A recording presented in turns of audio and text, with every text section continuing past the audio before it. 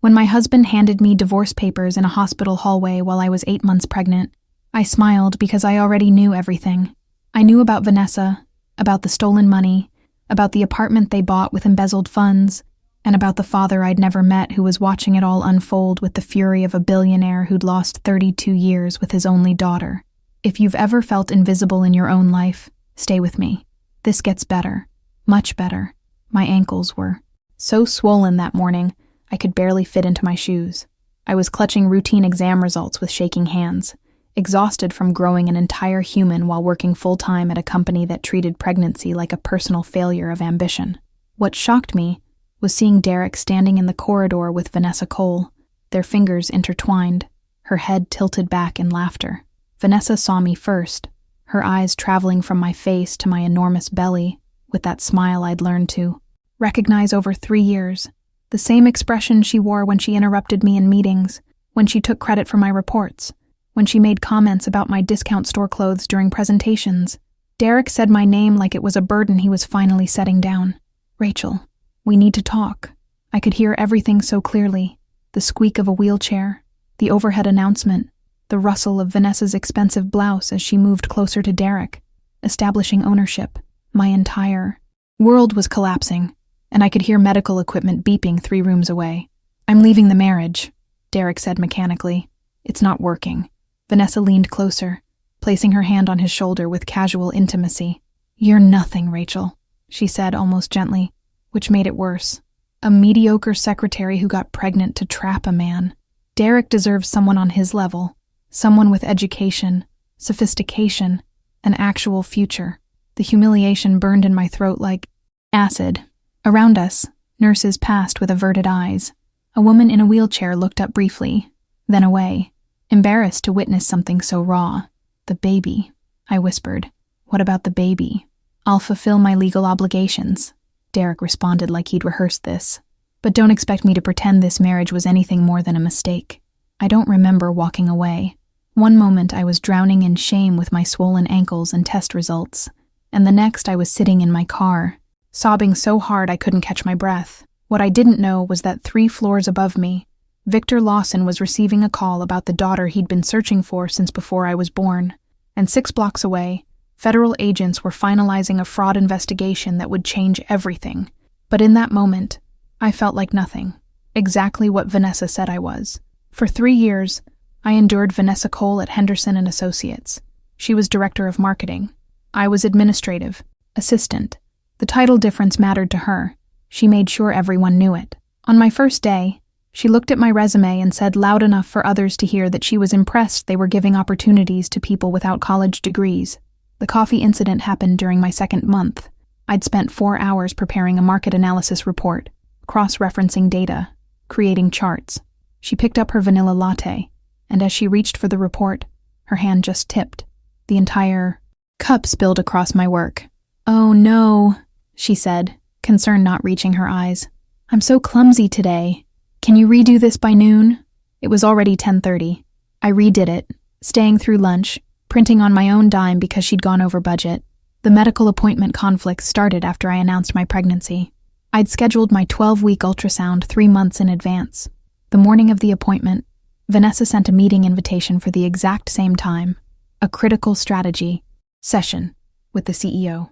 "Of course, your personal appointments matter, Rachel, but Mr. Henderson specifically asked for you to take notes.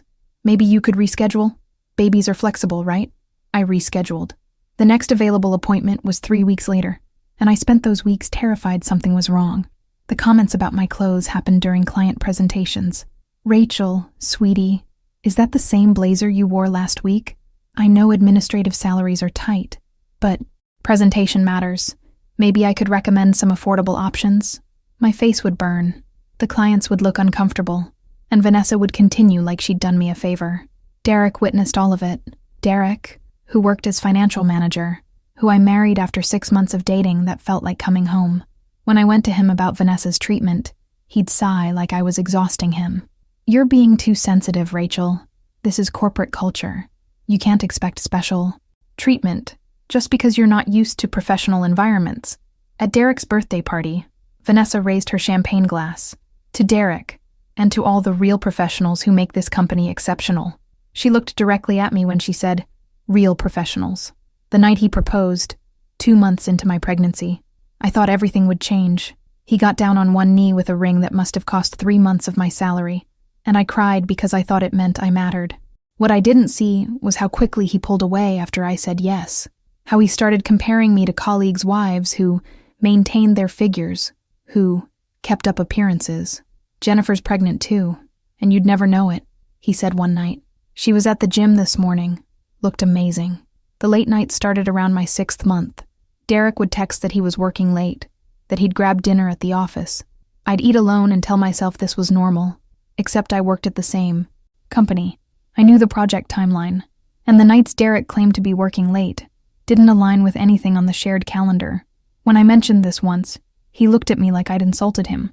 "Are you seriously questioning me? I'm working to provide for our family, and you're acting jealous and paranoid. You don't understand professional demands." So I stopped asking, started accepting that my instincts were wrong. The Christmas party was when everything crystallized. Vanessa arrived, in a red designer gown, working the room like she owned it. Derek gravitated toward her, and I watched from my chair, sitting because standing made my feet swell, as they talked with an ease that made something in my chest tighten. During the toast, Vanessa raised her glass again, to the real professionals, the ones who show up every day with dedication and excellence. Derek clinked his glass against hers, smiled, agreed, and I sat there, pregnant with his child, invisible even in a room where I should have mattered most. 2 days after Derek destroyed my life in that hospital corridor, I was searching for divorce documents, birth certificates, marriage license, bank statements, all the paperwork proving a life together that was apparently never real. That's when I found the folder pushed far back in Derek's desk drawer beneath old tax returns. The label said, "Personal, Private."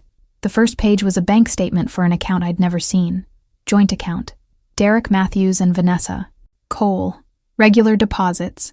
Thousands of dollars. Dating back 18 months. I flipped through more pages. Credit card statements showing purchases at restaurants I'd never been to on nights. Derek said he was working late. Hotel rooms booked on weekends when he claimed corporate training. Jewelry purchases on dates that weren't my birthday or our anniversary. Then I found the purchase agreement that made everything click into place. A luxury apartment in Belltown. 3 bedrooms. 2.5 baths. Floor-to-ceiling windows. Purchase price, $1.2 million. Buyers, Derek Matthews and Vanessa Cole. Date signed 6 months ago, when I was starting my 2nd trimester. They bought a home together while I was pregnant with his child. This wasn't an affair that spiraled out of control. This was calculated, planned. They'd been building a life together while I was building a nursery. Something cold and clear settled over me, like ice forming on a lake. I pulled out my phone and started photographing everything. Every page, every statement, every receipt. My fingers were steady now, my breathing even. Then I found the printed emails Derek had tucked behind the financial documents. Messages between him and Vanessa going back 2 years. "Can't wait to be rid of her," one read, dated 3 weeks after Derek proposed. "Just need to time it right. Courts are more sympathetic after the baby comes." Another from Vanessa. "She's so pathetic at work. Watches me like a puppy waiting for approval. No idea you're with me half the nights she thinks you're working late." Derek's response. "She served her purpose. Uncomplicated, undemanding, grateful for attention, easy to control. But you're right. She's not someone I'd actually build a life with. That's reserved for equals." I read that word, equals, and felt something crack open inside me. Not my heart. That had already broken.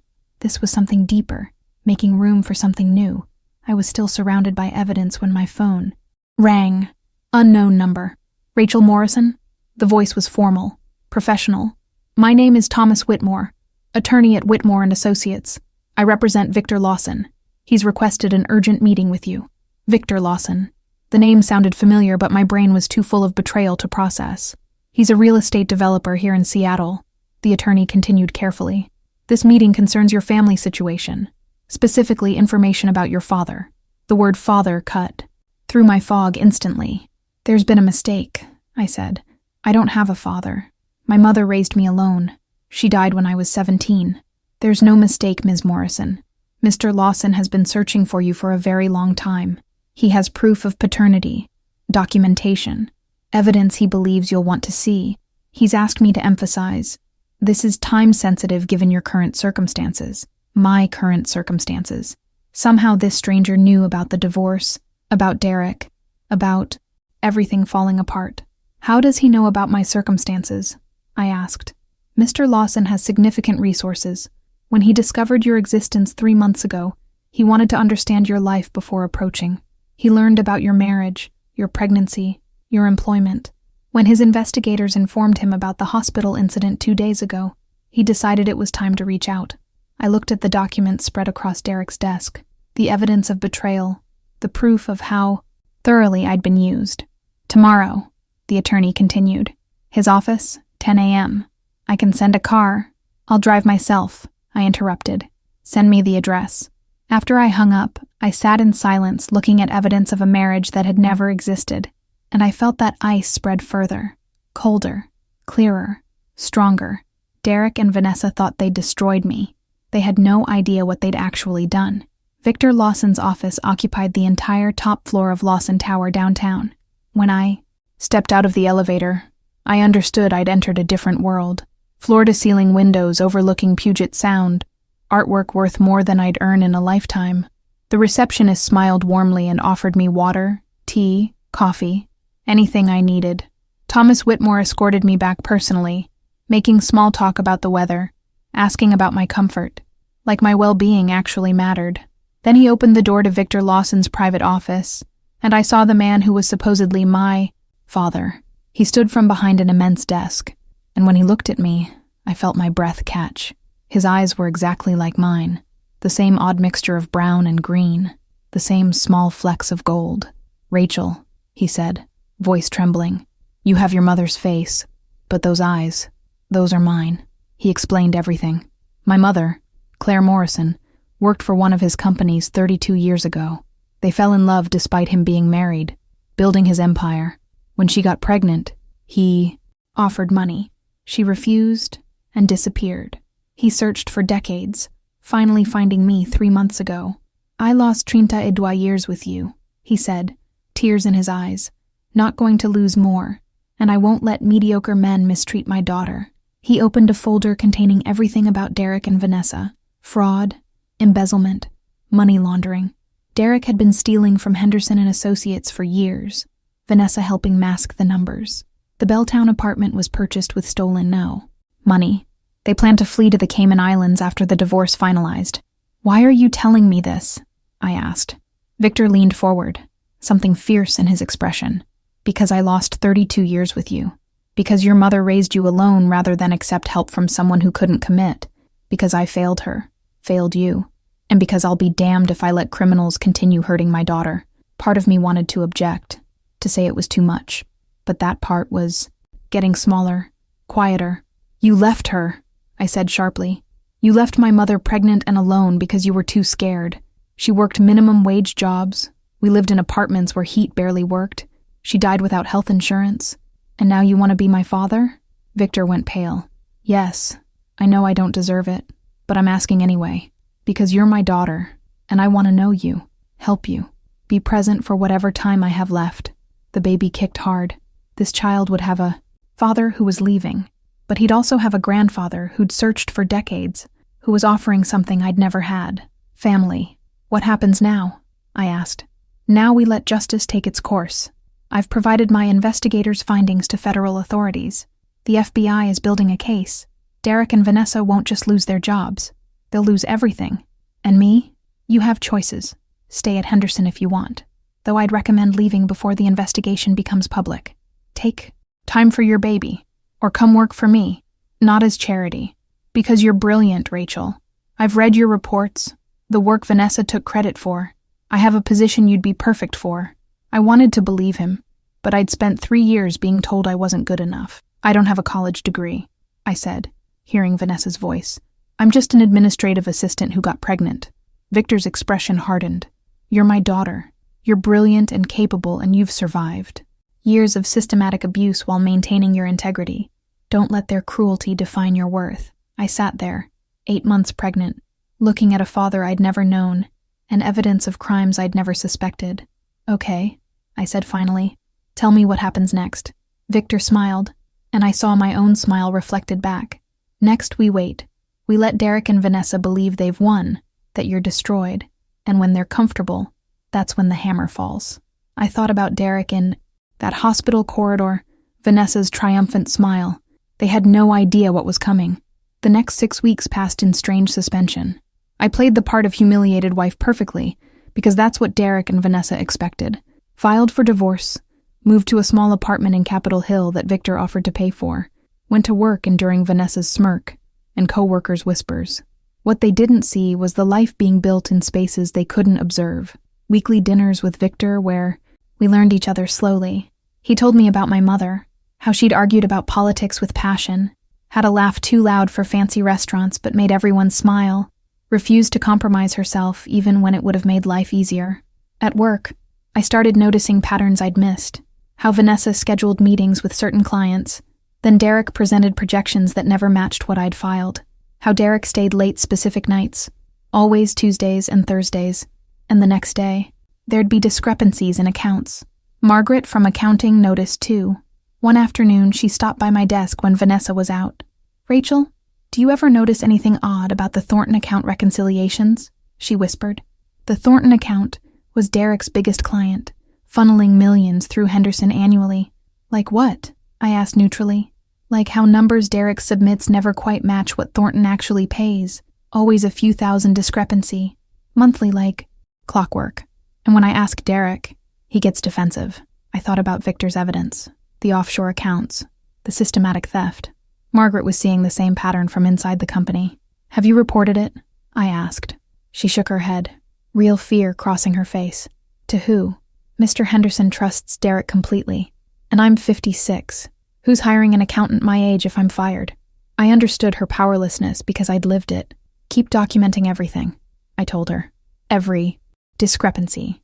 Save copies somewhere safe. Margaret, this is going to get bad before it gets better. But it will get better." The divorce proceedings moved forward with excruciating slowness. Derek's lawyer sent ridiculous demands. Primary custody, minimal child support, painting me as unstable. My lawyer countered with evidence of his affair, his abandonment. What Derek's lawyer didn't know was that we were stalling, keeping Derek engaged while federal investigators built their case. My baby was born on a Tuesday morning in early March, 3 weeks early. Labor started at 2 a.m., and I drove myself to the hospital. Derek sent a text asking if he really needed to be there. Victor arrived 45 minutes after I texted him, still wearing pajamas under his coat, looking terrified and excited.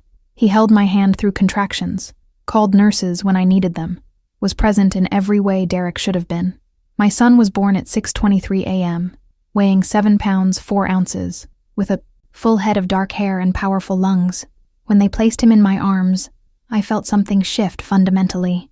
"What's his name?" the nurse asked. I looked at Victor, who was crying openly. James Victor Morrison." Victor had to step out to compose himself. When he returned, eyes red but smile genuine, he said quietly, "Claire would be so proud of you." Derek visited 36 hours later, staying exactly 15 minutes. He held James awkwardly, made comments about babies all looking the same. He asked when I'd be back to work, because his lawyer needed to finalize custody arrangements. I smiled and nodded, watched him leave to Vanessa waiting in the car, and I thought about federal investigators who'd spent 6 weeks building their case, about evidence Margaret was compiling, about offshore accounts Derek thought were hidden, but were fully documented in FBI files, about the hammer Victor had mentioned, and how close it was to falling. James made a small sound in his sleep. I adjusted him in my arms, feeling his weight, his reality.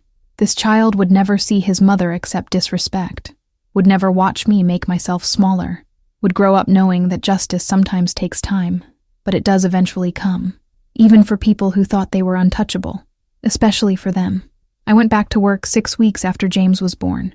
Leaving him with Patricia, the nanny Victor had hired, felt like tearing off a part of myself every morning. The first day back, Vanessa was waiting at my desk. She'd rearranged my workspace while I was gone, moved supplies around, reorganized files, a power play disguised as helpfulness. "Welcome back, Rachel," she said with false warmth. "How's the baby? Derek mentioned you're struggling with adjustment. Postpartum emotions can be so difficult." I looked at her and saw what I'd missed before. Vanessa wasn't powerful. She was insecure, desperate for validation, constantly needing to prove her worth by diminishing others. James is perfect, I said evenly, and I'm adjusting just fine. Something flickered in her expression, surprised that I hadn't crumbled. She recovered quickly, but I'd seen it. The first crack. Over 3 weeks, I watched Derek and Vanessa operate with increasing recklessness. They were comfortable now, settled into victory. Derek moved into the Belltown apartment officially. They went to expensive restaurants, took weekend trips, bought art and furniture, all purchased with stolen money. Margaret came to me twice more with accounting discrepancies, each time more concerned. The Thornton account wasn't the only one with problems. 3 other major clients showed similar patterns. It's systematic, Margaret told me during lunch, voice low and urgent. Intentional fraud. Millions, Rachel. They've stolen millions. At home, Victor visited 3 times weekly, always bringing dinner, always wanting to hold James. He told me more stories about my mother, showed me photos, helped me understand where I came from. He also updated me on the investigation. They have enough to indict. The FBI has the offshore accounts traced, money flow documented, connections proven. They're just waiting for the right moment. When? I asked. Soon. They want to coordinate with state authorities, make sure all charges are filed simultaneously. It's going to be comprehensive. Then Derek's lawyer filed new custody motions that changed everything. The paperwork arrived on a Thursday. Derek was suing for primary custody of James, claiming I was emotionally unstable, financially irresponsible, unable to provide stable home environment. The motion included statements from Vanessa, who'd never met James, describing me as volatile and vindictive, claiming I'd threatened Derek at the hospital. Complete lies, but written in legal language that made them sound credible. I sat holding papers that could take my son away, and I felt something I hadn't felt in months. Fear. Real, visceral, bone-deep fear that despite everything, Derek might win. Because the legal system didn't care about justice in custody cases, it cared about stability, income, which parent looked better on paper, and Derek, with his corporate job and nice apartment and respectable girlfriend, looked better than me, single mother, administrative assistant, living in a rental. I called Victor immediately. They're going after James. There was a long pause. When Victor spoke, his voice was colder than I'd ever heard. That was a mistake. Their biggest mistake yet. Going after my grandson was the line they shouldn't have crossed. The custody hearing is in 3 weeks. Even if they're arrested, Derek's lawyer will argue he's innocent until proven guilty. Rachel, do you trust me? I thought about the question. Really thought about it. Yes, I trust you. Then let me handle this. The custody hearing will never happen. I promise you that. That night, I held James for hours, watching him sleep. The thought of losing him made something primal rise in me, a fierceness I didn't know I possessed. Derek and Vanessa had humiliated me, betrayed me, destroyed my marriage and self-worth. I could have lived with that. But coming after my son? That was different. That was war. The next morning, Margaret found me in the break room, looking pale and frightened. Rachel, something's happening. There were people in Mr. Henderson's office this morning. Government people, FBI badges. They were asking questions about Derek and Vanessa, about offshore holdings. My heart pounded, but I kept my face neutral. What kind of questions? Specific ones. Like they already knew the answers. They had documents, Rachel. Everything. I went back to my desk and pretended to work. But every nerve was alive, waiting for something to break. It broke at 2:47 p.m. Federal agents walked into Henderson and Associates with undeniable authority. 6 of them, wearing FBI jackets, carrying boxes and equipment. They went straight to Derek's office, and through glass walls we all watched them place him under arrest. Derek's face went white. He argued, gestured, demanded his lawyer. The agents were professional, methodical, unmoved. They handcuffed him, and walked him through the office while everyone watched in stunned silence. Then they went to Vanessa's corner office. She saw them coming, tried to leave through the back door, but agents were waiting. They cornered her in her expensive office with her awards and achievements, and they arrested her exactly like they'd arrested Derek. She looked through the glass wall and her eyes found mine. In that moment, she knew I'd been part of this somehow, that my defeat had been an act, that the mediocre secretary she'd tormented had orchestrated her destruction. I didn't smile, just held her gaze until the agents led her away in handcuffs. Through the office she'd ruled like a tyrant, past co-workers she'd bullied, past me. The office erupted in chaos. I gathered my things quietly, sent Victor a text, it happened, and went home to my son. That night, the news broke. Federal charges against Derek Matthews and Vanessa Cole. Wire fraud, money laundering, embezzlement, conspiracy. Millions stolen over 3 years. More arrests expected. My phone rang constantly. Reporters, co-workers, Derek's lawyer. I turned it off and sat holding James, feeling the weight of justice finally arriving. The custody hearing was automatically postponed. You can't fight for custody from a federal holding cell. Victor's promise?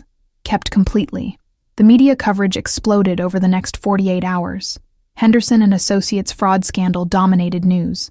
The story had everything reporters loved: corporate theft, romantic betrayal, millions stolen, attractive professionals in handcuffs.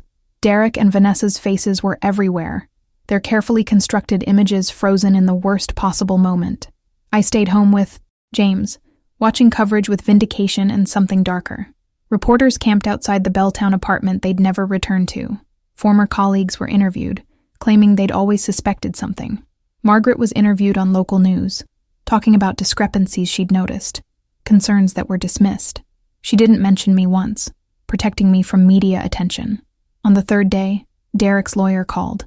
"Ms. Morrison, my client wants you to know he's sorry. He's asking if you might speak with federal prosecutors on his behalf, character testimony that could help with sentencing." I held James against my chest, feeling his warm weight. I thought about Derek calling our marriage a mistake, about Vanessa's cruel smile, about the custody motion. "No," I said simply. "Ms. Morrison, please. Derek is facing 15 to 20 years. His life is effectively over. A statement from you could make a significant difference." "Show what?" I interrupted coldly. "That he's sorry he got caught. Derek humiliated me while I was pregnant. He abandoned his child. He tried to take custody using false statements. And he did all of this while stealing millions. What exactly am I supposed to testify to?" There was a long pause. "He's asking to see his son, before sentencing. 1 visit, supervised." I felt that ice spread further. "Tell Derek he gave up that right when he said our marriage was a mistake in a hospital corridor. Tell him he gave up the right to see his son when he filed custody motions based on lies.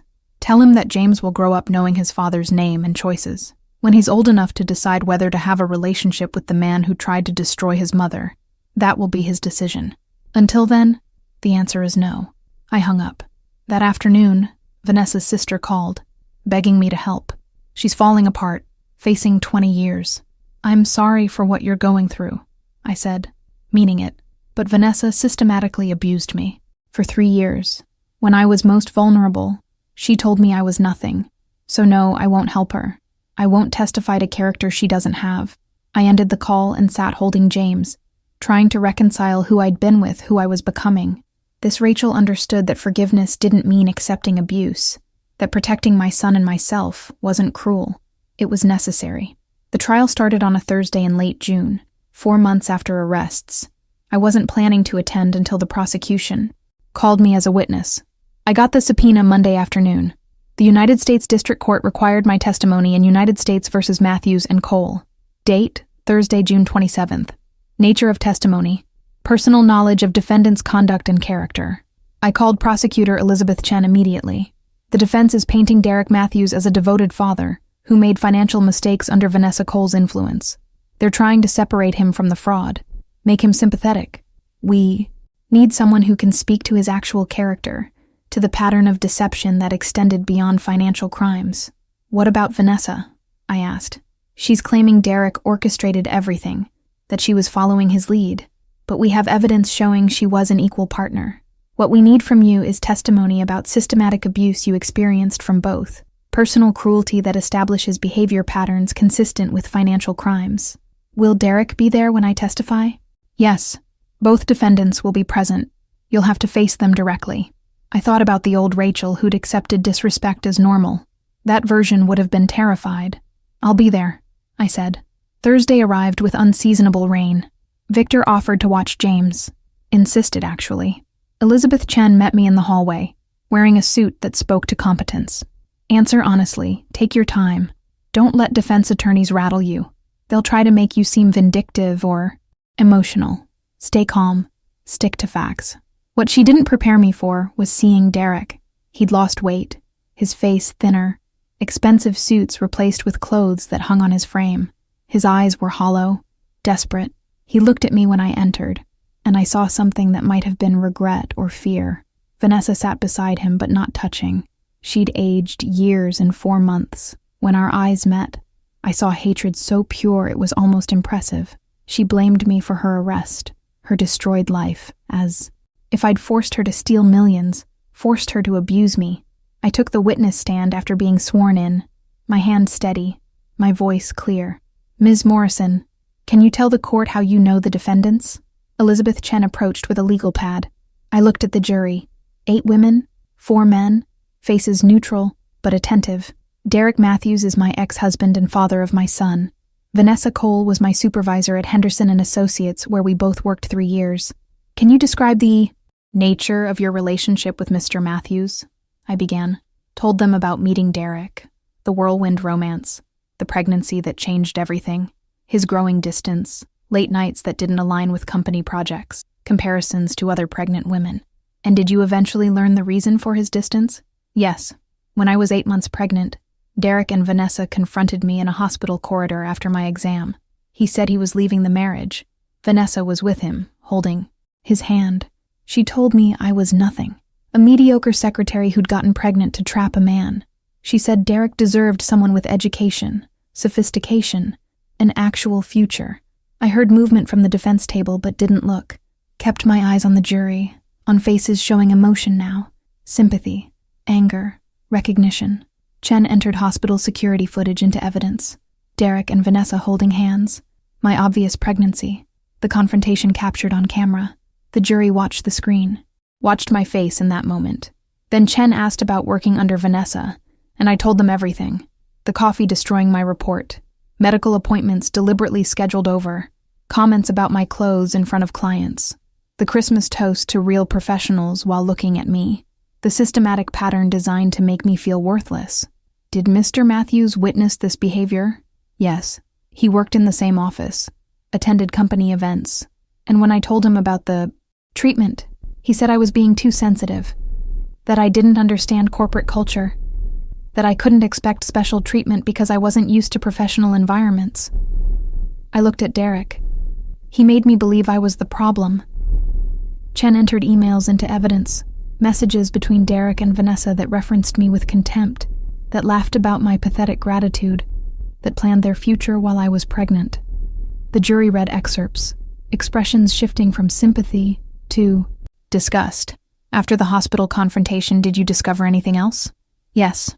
While searching for divorce documents, I found financial records Derek had hidden, a joint bank account with Vanessa dating back 18 months, credit card statements showing purchases at hotels and restaurants, travel receipts, and a purchase agreement for a luxury apartment in Belltown, signed by both, dated 6 months before the confrontation. They'd bought a home together while I was pregnant, while I was planning a nursery. The courtroom was completely silent. Did Mr. Matthews attempt to see his son after birth? Once. He visited the hospital 15 minutes, held James awkwardly, made comments about babies looking the same, then left to return to Vanessa. And after that, his lawyer filed for primary custody 3 months later, claiming I was emotionally unstable. The motion included statements from Vanessa, who'd never met my son, describing me as volatile and vindictive. All lies, designed to take my child while Derek was committing federal crimes. Chen entered the custody filing. I watched the jury read claims that I'd threatened Derek, that I was financially irresponsible, unfit, all documented lies, filed under oath. Thank you, Ms. Morrison. Derek's lawyer stood for cross-examination. He tried to make me seem vindictive, asked if I resented Derek's success. I'm testifying because I was subpoenaed, I said calmly. But yes, I'm angry. I'm angry that the man I married humiliated me publicly while I was pregnant, that he filed for custody, using false statements, that he stole millions while making me feel worthless. Anger doesn't make my testimony false. It makes it honest. Each approach fell flat against evidence Chen had entered. Vanessa's lawyer tried to separate her from Derek, but when asked if I'd seen Derek force Vanessa to mistreat me, I looked directly at Vanessa. No one forced Vanessa to do anything. She chose cruelty deliberately, systematically, for 3 years. She chose to derail my medical appointments, humiliate me in front of clients, steal credit for my work. She chose to stand beside Derek in that hospital corridor and call me nothing. Those were her choices, made with full awareness and obvious enjoyment. Derek didn't force her. She was an equal partner in destroying me, just like she was in the fraud. Vanessa's face crumpled, facade breaking. Her lawyer had no follow-up. When I stepped down, my legs were shaking, but my head was clear. I'd told the truth without exaggeration. I'd faced the people who'd tried to destroy me and spoken with clarity, not for revenge, for justice, and for the record that would exist long after this ended. Elizabeth Chen walked me out to where Victor was waiting. He pulled me into a hug that felt like safety, like family. "Your mother would be so proud," he whispered. "You were extraordinary." The jury deliberated less than 6 hours. Guilty on all counts. Derek and Vanessa both. Evidence overwhelming, my testimony compelling, pattern undeniable. Federal fraud, money laundering, embezzlement, conspiracy. Sentencing was scheduled for 8 weeks later. Derek looking at 15 years. Vanessa at 17. All assets seized, restitution required, lives effectively over. I didn't attend sentencing. Didn't need to hear the judge's words. I'd already moved forward, already built something new, already become someone who didn't need their destruction to feel whole. But Victor attended, wanting to see the final chapter. Derek cried during his statement, apologized to me specifically, begged for leniency for his son's sake. Vanessa was stoic, angry, defiant. Neither showed genuine understanding of what they'd done. Not the financial crimes, but the human cost of systematic cruelty. That night, I held James in the apartment that was truly mine, paid for by my own salary from a job I'd earned through competence, and I felt something settle. Not happiness. Exactly. Too much had been lost. But peace, the kind that comes from surviving something that should have destroyed you, and discovering you're stronger than anyone expected, including yourself. 18 months after the trial, my life looked nothing like what I'd imagined. I was in my office at Lawson Properties, promoted to Senior Director of Community Relations, reviewing proposals for a mentorship program I'd designed for single mothers re-entering the workforce. 12 participants had launched 3 months ago, with results already transforming lives. James was 14 months old, walking and babbling with personality that was equal parts stubborn determination and infectious joy. He had Victor's eyes and a laugh that made everyone smile. Patricia still helped with childcare, and I'd learned to balance motherhood with career.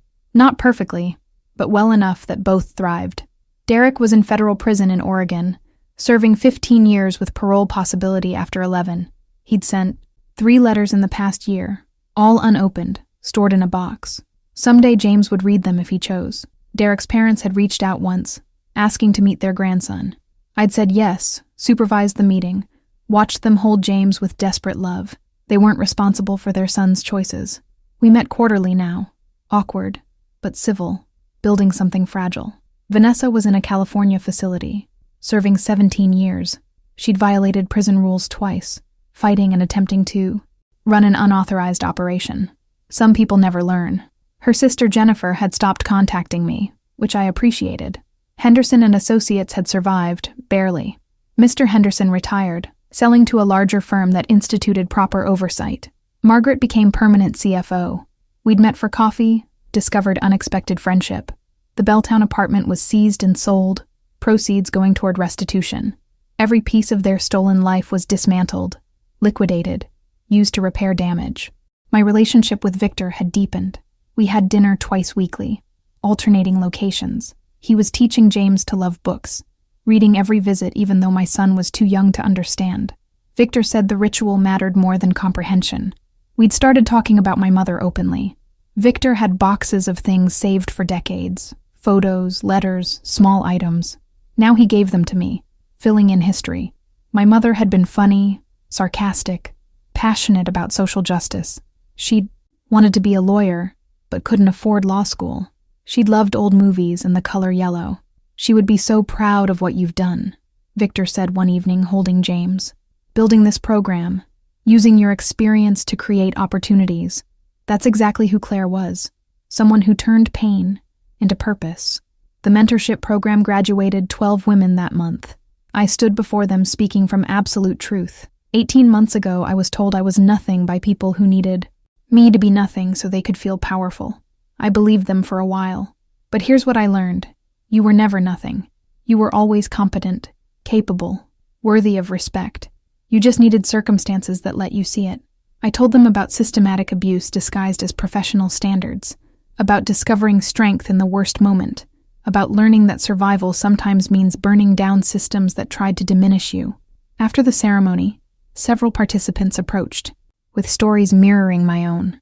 Women who'd been told they were too sensitive, too uneducated. Women learning that surviving wasn't enough. You had to transform survival into something helping others. That evening, driving home with James sleeping, I thought about forgiveness. Victor had asked months ago if I'd forgiven Derek and Vanessa. What I'd found instead of forgiveness was acceptance that they were exactly who they'd revealed themselves to be. Understanding their cruelty came from their own brokenness, recognition their destruction was self-inflicted, and finally, ability to think about them without rage. That wasn't forgiveness. That was freedom. James would eventually learn about his father through age-appropriate truth acknowledging complexity. Derek made terrible choices. He was in prison facing consequences. When James was old enough to decide whether to have a relationship with Derek, that would be his choice. The next morning, I met Victor about expanding the program to Portland, San Francisco, and Denver. The expansion was approved. By next quarter, women who'd been invisible would have pathways to visibility. That evening, I looked around my apartment, the home I'd built with my own salary, decorated with furniture I'd chosen, filled with pictures of the life I'd created. This wasn't the future I'd imagined when I married Derek. This was better, harder, messier, more complicated, but infinitely better. Derek and Vanessa tried to destroy me in that hospital corridor. They thought humiliation would break me. They were wrong. I didn't disappear. I transformed, found family I didn't know existed, discovered power I'd never recognized, built something meaningful from ruins. That's the truth they never understood. Cruelty doesn't destroy strong people. It just reveals the strength that was always there. If you've ever felt invisible, if you've ever been told you weren't enough, remember this. Your worth exists independent of other people's recognition. Survival is the beginning, not the end. Sometimes the best revenge isn't destruction. It's transformation. Thank you for staying with me. Subscribe for more stories about women who refuse to stay broken. Until next time, remember, you were never nothing. You just needed circumstances that let you see it.